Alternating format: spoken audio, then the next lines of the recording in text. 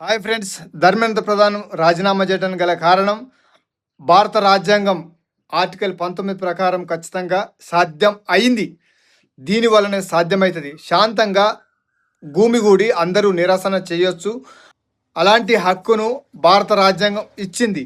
జంతర్ మంతర్లో ప్రతి విద్యార్థి పోరాటం చేసిండు.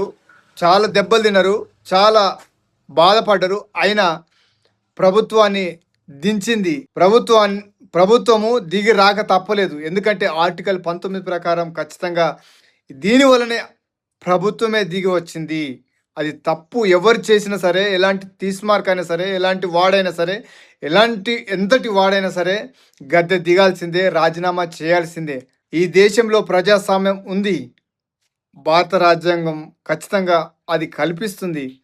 కనుక మనము ఖచ్చితంగా ఈ భారత రాజ్యాంగాన్ని తెలుసుకుందాం. ఖచ్చితంగా తప్పు చేస్తే ఖచ్చితంగా ఈ భారత రాజ్యాంగం తెలుసుకొని దాని ప్రకారంగా నడిస్తే ఏదైనా సాధ్యమవుతుంది. వాస్తవంగా, నిజాయితీగా, నీతిగా ఉంటే ఖచ్చితంగా సాధ్యం అవుతుంది.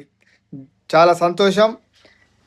రాజీనామా చేయడం చాలా సంతోషం వేస్తుంది. ఎందుకంటే అవినీతి జరిగింది. ఖచ్చితంగా భారతదేశం తెలుసుకున్నది, ముందుకెళ్ళింది, జయించింది. థ్యాంక్ యూ అందరికీ. జై హింద్, జై భారత్, వందే మాతరం. Thank you.